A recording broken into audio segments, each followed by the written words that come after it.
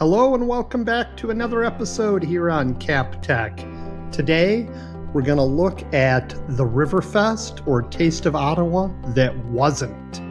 Kind of do a epilogue about the letdown festival of 2019, followed by a look at some analytics surrounding the Kennedy curse, some analytics surrounding festivals that still do rock, and we're going to finish off with another live performance from a friend of the channel, Nashville Clark. Let's dive in. Now, I recognize that a lot of us just stayed home this year and may not have realized that there was a Riverfest in Ottawa, Illinois, with no bands on it. We thought about asking our new mayor to be on this program. He is totally awesome, after all. But we've decided that wouldn't be very exciting, judging by, what he's done to the local band/entertainment scene. Anyway, what we are going to do is go out and get on the ground and just talk to the people on the street, our South Central Illinois citizenry, and ask them for their feedback about Riverfest, or lack thereof. Enjoy.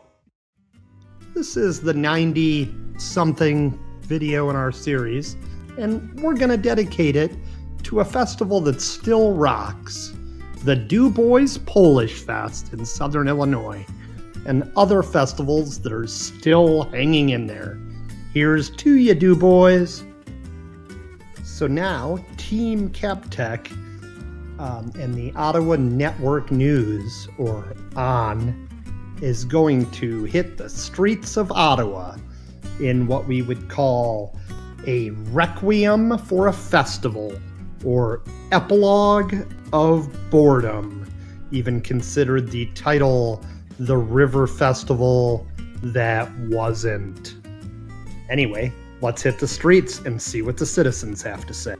Did this change just target those citizens that wrongly interchanged the words River Festival and Taste of Ottawa? Seems kind of shady. Hi Kapp Tech, I am a huge fan of yours. I just wanted to know if your Riverfest guests cancelled when they found out the news? How did you entertain them without the Taste of Ottawa? Well, thank you so much, and I'm glad you asked that question.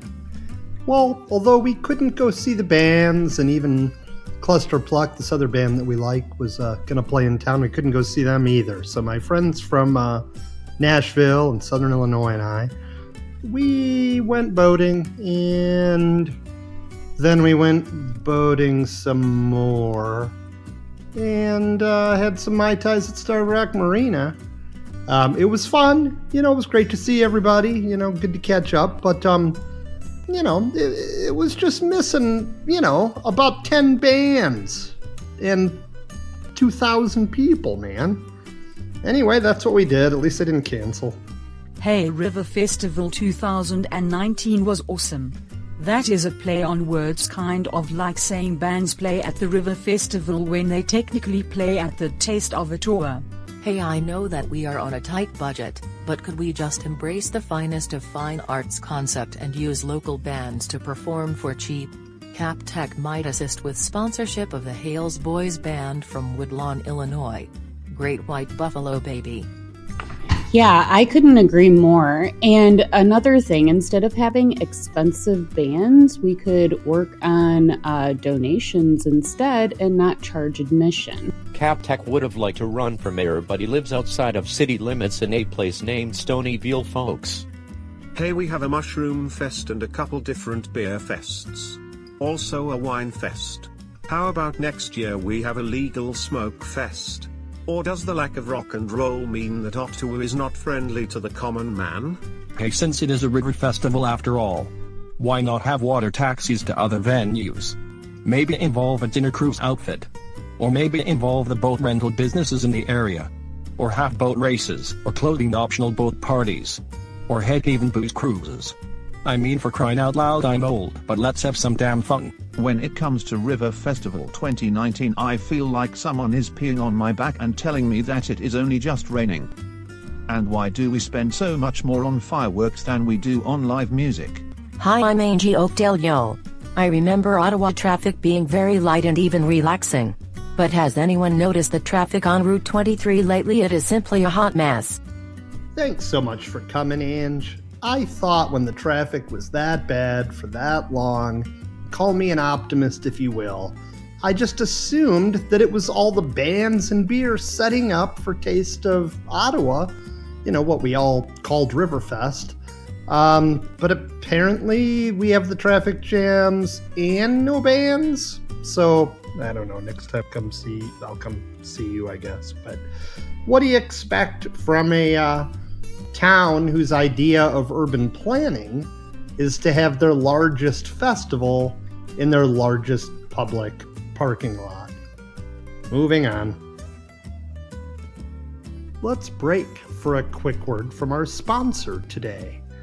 This video is brought to you by Kapp Enterprises, which currently consists of two subsidiaries. One, an on-demand video service that can make your own commercials or instructional videos or promotional videos called Kapp Studios. And my second business, slated to roll off the press sometime late this year or first thing in the season next year, is Redneck Boating Adventures, where I'm pretty much your boating guide to all the redneck attractions on the Illinois River between the locks in Utica and Marseilles. More to come on that. First, I'm going to talk about Kapp Studios and the services that we provide beyond talking in a movie theater here. And you're saying, Kapp, I didn't think I could afford you. Take me through the value prop. All right. Well, for $249, I will prepare for you a 2-minute and 30-second video. It's $49 for each additional minute. And if you want to narrate it yourself, or it's just music or words, I'll give you 10% off. Prices do change, but that's where we're at today. If you're wondering how you would use such a service, you could try commercial for your local business, promotional or music video, or even your best friend's bachelor party and you want to roast him, So get a hold of Kapp on Facebook. We'll give you a quote. Doesn't obligate you to anything, but maybe we can make a video for you. You're not going to beat these prices. Hey y'all, this is Nashville Clark, currently of Austin, Texas, and I just wanted to do a testimonial on Kapp's behalf. In addition to ad hoc video services, he also allows me to do product placement for $100, and it's negotiable. But we will advertise your product in one of our videos for a C-note. And this message is brought to you by Clark's Automotive Repair Service. That's all I got. Thank you so much, Nashville Clark, for that moving testimonial. I think you're pretty awesome yourself. Anyway, I want to talk about our new business. Kind of open, but we're in beta testing right now. Yes, you can still get a spot. You can go to Kapp on Facebook to reach out for more information. But we wanted to talk briefly about Kapp Boating Adventures. Slated to be fully functional and open on May 15th, 2020. We have several cruises, mostly aligning with a redneck boating experience that we are placing on Airbnb. And this experience will allow you to hire Kapp as a chartered boat captain and allow him to take you around the Illinois River and the Fox a bit as well to see such famed spots as Starved Rock, Buffalo Rock, The Party Cove, and of course, Mony Island. Stay tuned for more details, or look on Kapp Tech on Facebook or Airbnb. Thank you, and back to the program. Hello, I'm Dr. Amanda McGillicuddy. I have performed some very interesting analytics surrounding the Kennedy family curse. Now I'm going to hand it off to Kapp Tech to take you through this madness. All right, on this new section of the show, we're going to look at a couple lists. This one is on the Kennedy curse. So the Kennedy curse, if you're not familiar, is a term that refers to a series of deaths and calamities involving the Kennedy family. RFK, JFK Jr. are the most memorable, but the list of misfortunes actually begins with JFK's oldest brother, Joe, who died in 1944 when he volunteered as a pilot in World War II. He was 29 years old. But it's also interesting to note that in 2011, Ted Kennedy's daughter, Ted Kennedy, who was in the calamity at Chappaquiddick, Kara Kennedy died at 51 during a workout at a health club, and more recently, Sayors Kennedy Hill was at the sprawling Cape Cod compound last Thursday when she died of an apparent drug overdose. So maybe there is a curse after all, and we can look at the overall murder rates and odds of dying and contrast it against the Kennedys. But honestly, who's even watching at this point? Let's get back to a more fun list and a little more something in our wheelhouse. Let's talk about great festivals in Illinois that haven't totally fallen in the crapper.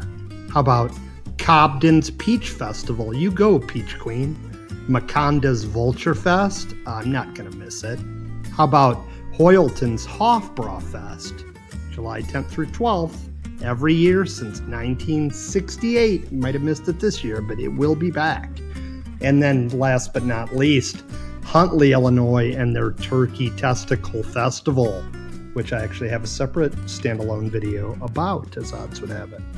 I must say, Kapp Tech, that your analysis of my analysis was both fascinating and intellectually stimulating. Thanks for having me on the program today. Bam, crash and bash, baby. Thank you so much for joining us today. Really appreciate you tuning in to Kapp Tech. Look for more videos in the future. Please feel free to visit us at Kapp Tech on Facebook. And for our final feature, I'm going to go ahead and hand it off to Nashville Clark, who's going to give us some live entertainment that we didn't get at Riverfest. See everybody next time. Take care.